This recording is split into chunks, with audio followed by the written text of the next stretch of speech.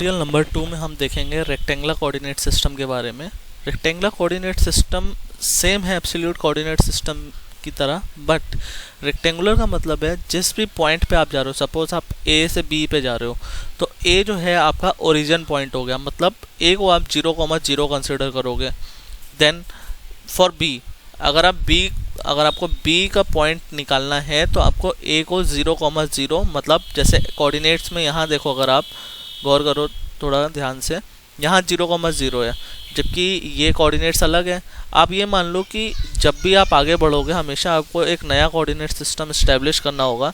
यहाँ पर ए जो है 0,0 हो जाएगा, तब आप पॉइंट बी को निकाल पाओगे। अगर आपको सी निकालना है तो सी के लिए आपको बी को कोऑर्डिनेट बनाना पड़ेगा 0,0। इसको ज़्यादा अच्छे से हम देखेंगे। हमें स्टार्टिंग पॉइंट तो सेम रखना है जैसा एब्सोल्यूट कोऑर्डिनेट सिस्टम के लिए किया है, 5 और 2। पहला पॉइंट ये दिया। अब कोऑर्डिनेट सेट करने के लिए हमें @ का साइन लगाना पड़ता है। @ का साइन लगाते ही ये जो पॉइंट है, अब ये पूरा कोऑर्डिनेट सिस्टम यहाँ शिफ्ट हो गया है, यहाँ से ये @ का साइन लगाने से। अब हम देखेंगे तो ये 1 के बाद 2 आ रहा है, मीन्स 5 मान लो आप 0 हो गया, 1 2 3 4 5, मीन्स यहाँ से वैल्यूज चेंज हो गई। ये हो गई 0 1 2 3 4 5।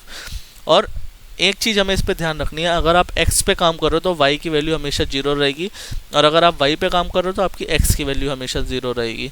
तो अगर हम इसमें देखें a के बाद यहाँ से यहाँ डिस्टेंस चला x में 1 और y मैंने आपको बताया था 0 होगा, तो @1,0 फिर @ का साइन लगाया तो हमारा b पॉइंट कोऑर्डिनेट हो गया।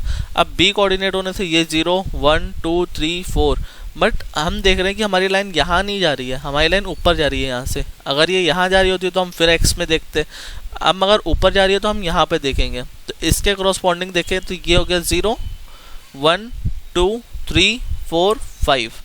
इट मीन्स अगर हम यहाँ पे वैल्यूज़ को देखें तो यहाँ हमारी वैल्यू चेंज हो जाएगी। 2 हमारा 0 हो गया, 3 1 2 3 4 एंड 5। यहाँ सॉरी मैंने गलत लिख रखा है, यहाँ पे 0,5 आएगा, तो ये वैल्यू यहाँ पे चेंज हो गया 5 हो जाएगी।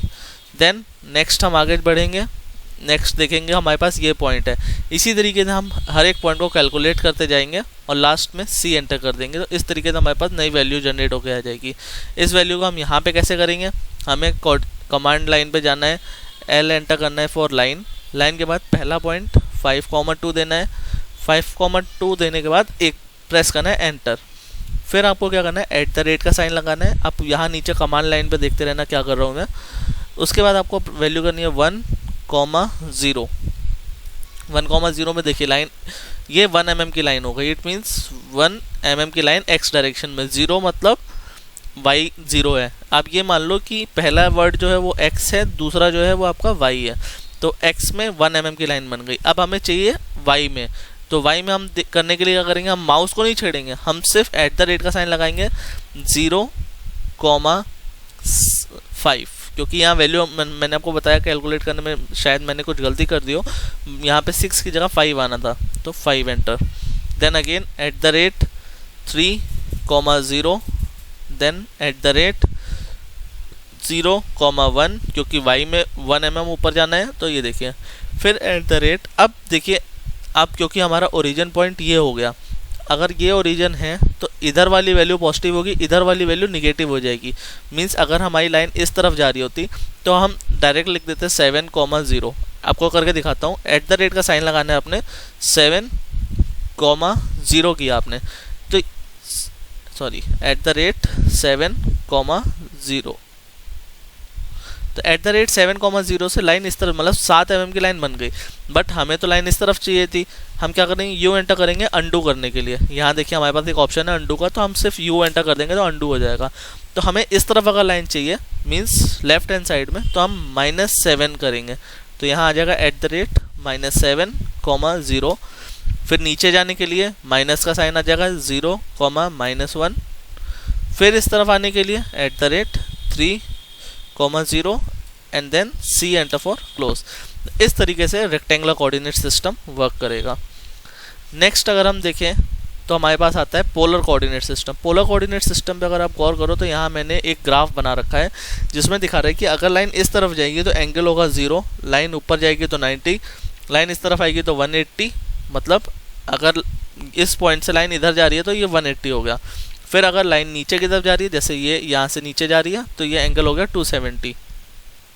ओके, अब हम अगर यहाँ पे देखें, इसको हम क्या करेंगे, एक क्लिक करके सेलेक्ट करेंगे and then delete, simple delete करना है और कुछ नहीं करना है इस पर। इसको हम थोड़ा और छोटा कर लेते हैं ताकि हम वैल्यूज़ को देख सकें। Again L enter for line, command line पे जाना है आपने, एल एंटर करना है। पहला पॉइंट हमारे पास है 5,2 दिया, इसमें भी @ लगाना है। अब हमें देखना है कि अब हमें मालूम है कि हमें जो लाइन आगे बढ़ानी है वो 1 mm की होगी और इस डायरेक्शन में होगी, तो इस डायरेक्शन में आने के लिए एंगल है 0, तो हम यहाँ कर देंगे 1 एंगल 0। यहाँ कमांड लाइन पे देखिए किस तरीके से लिखा हुआ है, तो 1 एंगल 0 एंटर करते ही 1 mm की लाइन इस डायरेक्शन में। अब हमें मालूम है कि 5 mm की लाइन ऊपर की तरफ जानी है, यहाँ से ऊपर की तरफ। अगर 5 mm ऊपर जाना है तो मीन्स एंगल 90, मैंने आपको दिखाया था ना, एंगल देखिए यहाँ से ऊपर जा रहा है तो एंगल 90। तो हमें क्या करना है, @5 एंगल 90। फिर हमें मालूम है लाइन इस तरफ जा रही है, @3 एंगल 0, फिर @1 एंगल 90, यहाँ तक आ गए। फिर @7, यहाँ माइनस नहीं डालना क्योंकि हम एंगल 180 देने वाले हैं। एंगल 180 देती ऑटोमेटिक लाइन इस तरफ चली जाएगी, इस तरफ आने की बजाय इस तरफ, तो एंगल 180 ये देखिए आ गया।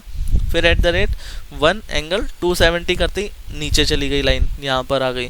फिर @3 angle 0 and then C enter for close. Simply इस तरीके से हमारे पास 3 कोऑर्डिनेट सिस्टम इस्तेमाल होते हैं। इसके बाद जो मेथड हम बेसिकली यूज़ करेंगे, आप पहले इस T सेक्शन की प्रैक्टिस करो, इसी के तरीके और भी सेक्शंस बना लो। सपोज आपने T बना लिया, H बना लिया, आपने C बना लिया, इस तरीके से 3-4 कोऑर्डिनेट सिस्टम की पहले प्रैक्टिस ज़रूर कर लीजिएगा। उसके बाद आपको बहुत ही आसान हो जाएगा ऑटोकैड पे काम करना। लाइक वाइज सिंपली मैं आपको बताऊँ, आपने क्या करना है, L enter for line, L enter करने के बाद एक कहीं पे भी आप क्लिक कर दो, ज़रूरी नहीं यहाँ है। सपोज मैंने यहाँ पे क्या किया, यहाँ कहीं ले लिया, एल एंटर फॉर लाइन यहाँ से बना रहा हूँ, ये अभी यहाँ पे बन रहा था, अब ये यहाँ पे बन रहा है।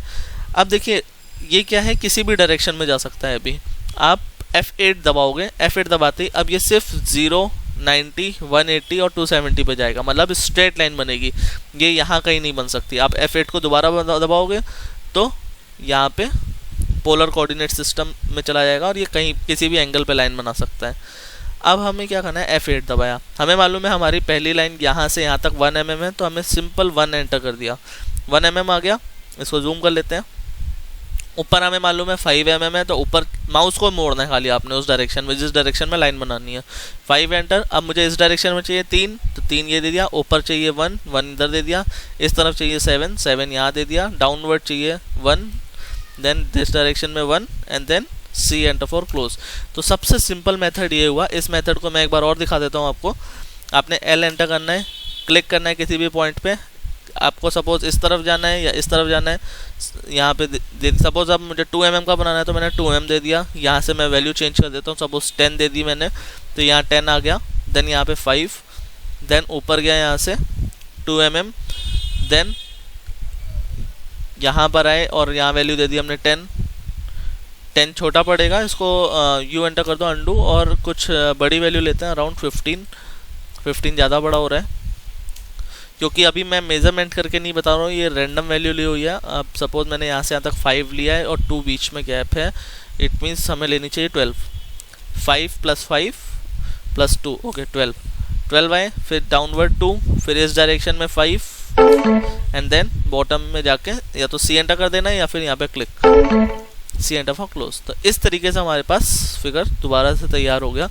अब आप इन दोनों ट्यूटोरियल्स को देख के पहले कोऑर्डिनेट सिस्टम की प्रैक्टिस करिए, फिर हम आगे चलेंगे और दूसरी कमांड्स के बारे में पता कर लेंगे। एक बार आपको कोऑर्डिनेट सिस्टम अच्छे से क्लियर हो गए, हालांकि इनका यूज़ ऑटोकैड में ज़्यादा नहीं आएगा आपको, क्योंकि हमारे पास बहुत ही सिंपल वे में, जैसे ये लास्ट स्टेप मैंने आपको दिखाया कि इस तरीके से काम करना है आपने, तो इस तरीके से हम कहीं भी किसी भी एंगल में बहुत आसानी से कोई भी डिज़ाइन को तैयार कर सकते हैं। मगर पहले हैंड्स ऑन प्रैक्टिस के लिए आपको कोऑर्डिनेट सिस्टम का पता होना ज़रूरी है। तो till then for tutorial 3, wait for tutorial 3, और आप तब तक इसकी प्रैक्टिस करिए। Thank you.